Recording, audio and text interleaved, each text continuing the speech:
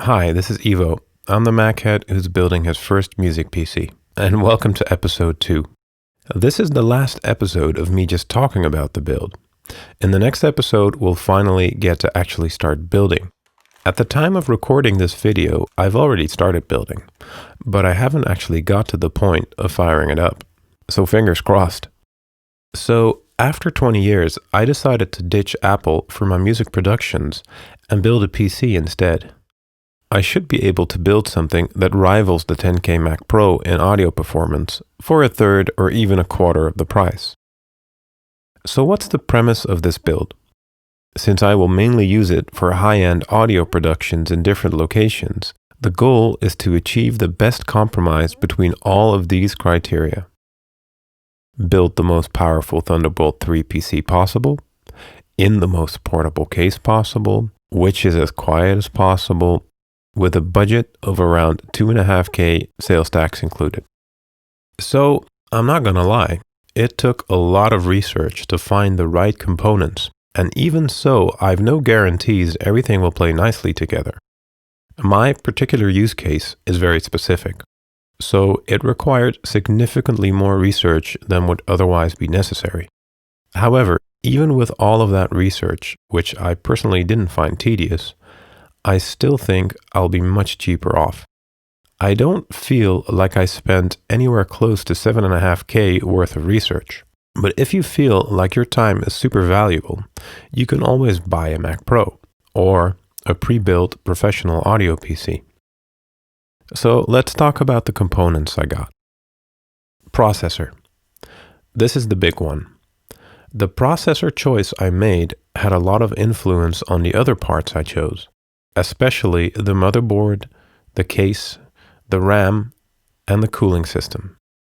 For the longest time, I was sure I'd go with an Intel i9 or Core X or whatever they're calling their 8 to 18 core chips now. Intel is what audio software is tested on, so there should be some advantage to going with Intel, right? It's the safe bet. But as I realized I kinda needed more than an 8 core, which is where the i9 still reigns supreme, the performance advantage of Intel over AMD seems to diminish quite drastically and to a point where any optimization benefit to Intel might not make up for the extra value you get out of AMD. Intel has been having troubles advancing their technology and is basically stuck on an older technology, while AMD has been making fantastic progress. As a result, Intel keeps supercharging what they already have and adding more of the same cores to not fall too far behind, whereas AMD can give you even more cores for less money. Intel generally has an advantage over AMD in single-core speed. However, as Intel adds cores to their processors, their clock speeds go down in order to keep the temperatures in check. This means that Intel's advantage in single-core performance goes down the more cores the processor has, or even gets lost in favor of AMD. Let's give an example. If you go for the 8-core, Intel has the fantastic 9900KS. For most people, this is one awesome DAW chip. It has the highest single-core performance of any chip out there, and its multi-core performance is more than ample for most DAW users. Compared to my 6-core 2012 Mac Pro, it's up to 2.2 times the single-core performance and 2.6 times the multi-core performance. That's a great upgrade. From here on out, when I give an X times the performance number, it's always in relation to my 2012 3.33 GHz 6-core Mac Pro. That i9 9900K or KS processor will cost you between 550 and 600 euro, depending on if you want the upper limit or not, which is represented by the KS, which is guaranteed to be able to run at higher clock speeds than the non-S version is. This product has since been replaced by the 10900K, which is effectively the same processor, only with 10 cores instead of 8. The 10900K has 2.2 times the single-core performance and 3.1 times the multi-core performance of my Mac Pro. The thing is, I'm going for a minimum of 3 times the multi-core performance, and at the time of writing or building, over on the AMD aisle, the same money got you a 12-core instead of an 8-core on Intel. On the 10th generation i9X, that difference may be smaller, but it's still there. As I'm editing this, a 10-core 10900K is about €600, whereas a 12-core AMD 3900X is about €420. The 16-core 3950X is about €740, whereas the Intel 10920X 12-core is about €710, and the 14-core 10940X is about €855. Intel doesn't make a 16-core i9X, but for your reference, the 18-core 10980X costs around €1,050. As you can see, even after Intel slashed their prices in half a while ago, AMD still offers you more cores for less. I decided I wanted more than an 8-core. The sweet spot seems to be AMD's current 16-core chip, the venerable 3950X. This gives me 2 times the single-core performance of my Mac Pro and 4 times the multi-core performance. So it should give me a great boost in low latency performance and a fantastic boost in mixing performance. I bought this chip for €750. By comparison, that kind of money only gets you a 12-core with Intel. So how does that chip, the 10920X, compare? The 10920X would give me 1.8 times the single-core performance and 3.6 times the multi-core performance. So it actually performs considerably worse at stock speed than the AMD chip does. Now granted, Intel generally has more room to overclock than AMD does. That is, increasing the processor's voltage and with it, its performance. But that would also require more cooling and with it, more noise. Whereas the AMD chip seems to run comfortably at stock without requiring a ridiculous amount of cooling. So I decided to take a chance on AMD. I'm not a superstitious man, but the 2.0 times and 4.0 times numbers seemed like an omen that I should end my long quest for which processor to base my build on. I suppose once the build is complete, we could see if there's any wiggle room to overclock this AMD chip. We may be able to get into the 2.1 to 2.2 times single core range. Now I am taking a risk by choosing AMD over Intel. For one, I need Thunderbolt to connect with my 2 interfaces. In my studio, I use an Avid HD native system, which I'll connect via a Sonnet Thunderbolt expansion chassis, like I've been doing when I use it on location gigs with my 2014 MacBook Pro. But at home and for smaller location gigs, I've been using the PreSonus Quantum 2, which is a great little Thunderbolt interface.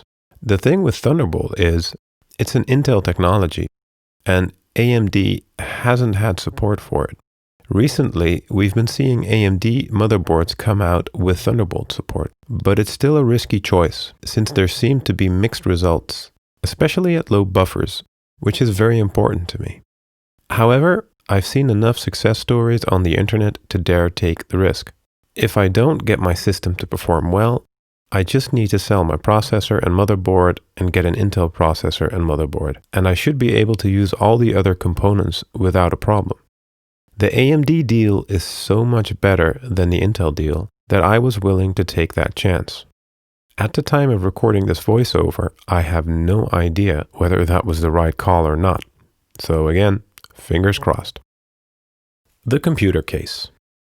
These days, I'm living in Brussels, but my studio's in Tilburg, which is about a 90-minute drive.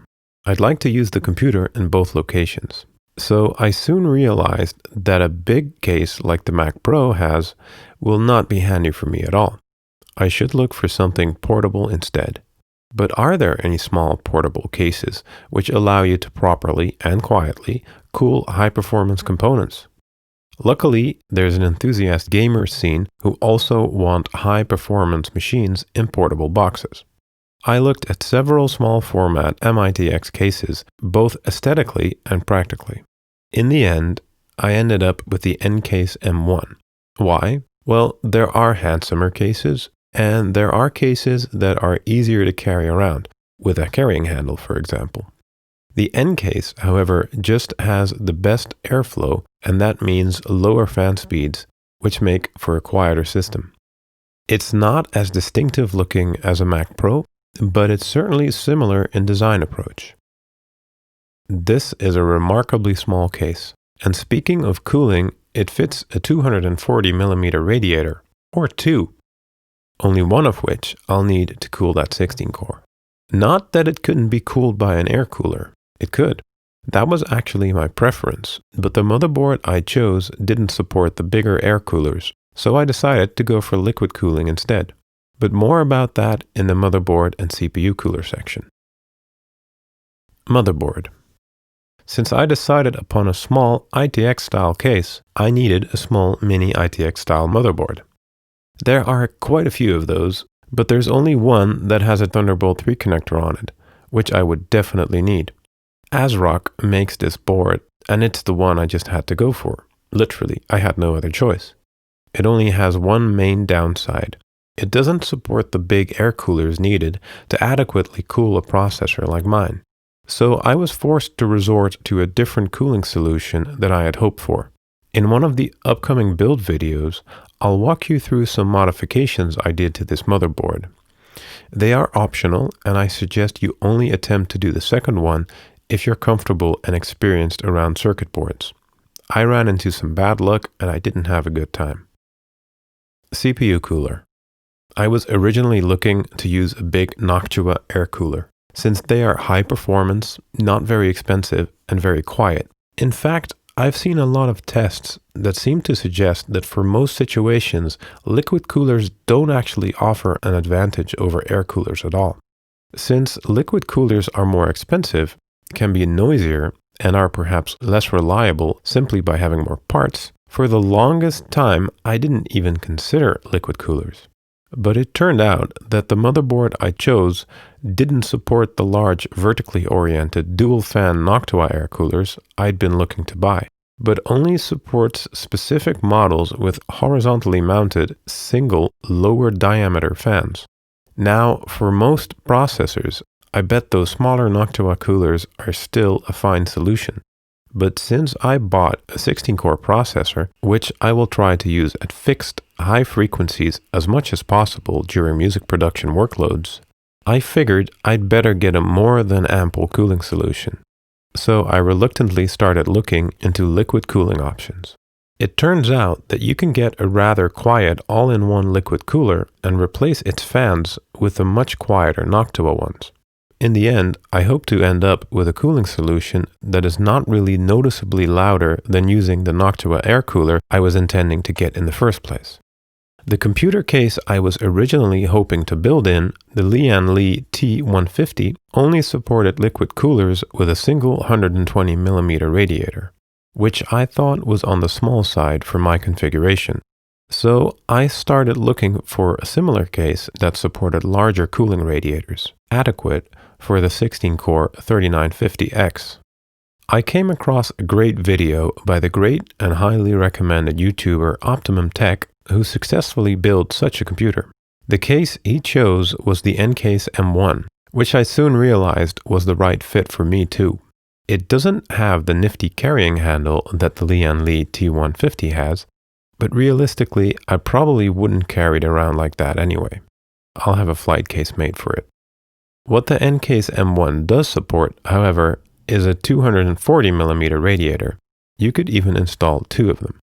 I did some research on silence and ease of installation and ended up with the popular Kraken X52 all-in-one liquid cooler. One of its features is that it's flexible in how you position the tubes running to and from the processor pump side, aka the block head, and that's a great advantage in this rather cramped case. It has a new generation pump, which is supposed to be a little quieter, and as mentioned before, its radiator fans can be swapped out by super silent Noctua ones. The fans I use to replace the stock fans are Noctua NF A12x25 PWM. All in all, you end up paying about double the price as you would have by going the Noctua air cooler route. but a $100 premium in order to rock this Thunderbolt 3 supporting ASRock motherboard is fine with me. Let's hope it ends up being as silent, or at least not significantly louder.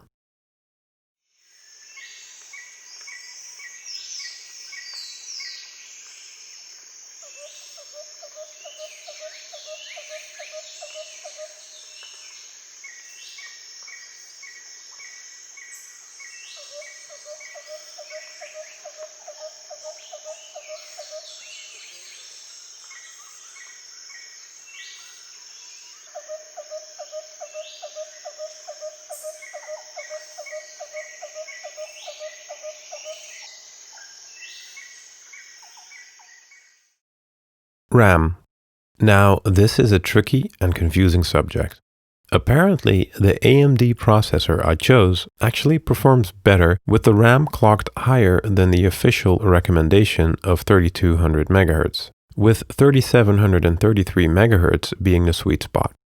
There's only 2 RAM slots on the motherboard I chose, so I'd need 2 16GB modules.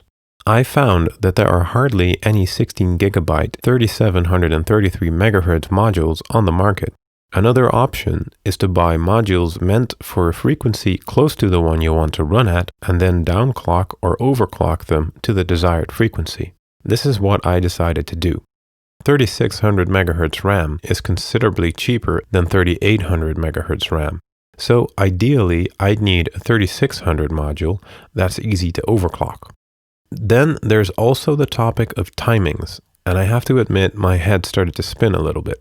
So you don't need to know everything about this, but the timings represent how quickly different processes in the modules are performed. So as long as those processes are performed stably and accurately, the lowest number is obviously the best, but also the most expensive. I'd read good things about G.Skill RAM, and noticed that a lot of YouTubers seem to use that for their builds. So I was going to go with 32GB of that in the lowest timings I can afford or get, being 16, 16, 16, 36. But then I got a tip on Gearslut's forum that Crucial Ballistics RAM use different chips which perform nearly as well, but are much easier to overclock than the Samsung chips the G.Skill sets use. So I decided to go with that. Less tweaking, more jamming. So why did I get 32GB instead of 64? Well, I think it'll be enough. And 64 is quite a bit more money, so if I end up needing it, I'll buy it then. The GPU. Being mainly an audio user and only a light video editor, I don't need a heavy video card. I mainly need it to be as quiet as possible. So I tried to find a passively cooled GPU, but they don't really seem to exist anymore in contemporary generations. What I did find is that most Sapphire GPUs only spin up their fans from zero if needed, like for gaming or video rendering. With a little luck, that will be 0% of my music production time. At first, I thought I'd go for a 570 model, but I ended up going for a 5500 XT Pulse model, which is more expensive but hardly offers any performance boost. So why would I go for a more expensive option with roughly the same performance? Well, it's because I noticed the 5500 XT card is considerably more energy efficient than the 570 model is. It has a much lower wattage. Less power draw should mean less heat generated, right? Let's hope so. Because that would mean less cooling required, allowing for a quieter computer. SSD. My motherboard supports PCIe Generation 4, and there are SSDs on the market that support that too, and their speeds are impressive. However, I found out that they run very hot and need a heatsink or active cooling. The M.2 slot in which to mount this SSD is located on the flip side of the motherboard in my case, which means there is limited place for heatsinks and probably not a whole lot in terms of airflow. So I decided to go with a PCIe Gen 3 SSD instead, which is still plenty fast for almost every audio task. So after some tips on Gearslut's audio forum, I went for the Corsair MP510 1.92 GB. The Samsung Evo range is king in that area, but they are considerably more expensive, and I had to cut corners somewhere. Since audio is not that SSD intensive, I decided to go with second best. I'm also installing a SATA SSD, which is much slower. Now, why would I do that? Well, it's because my motherboard only has one M.2 slot.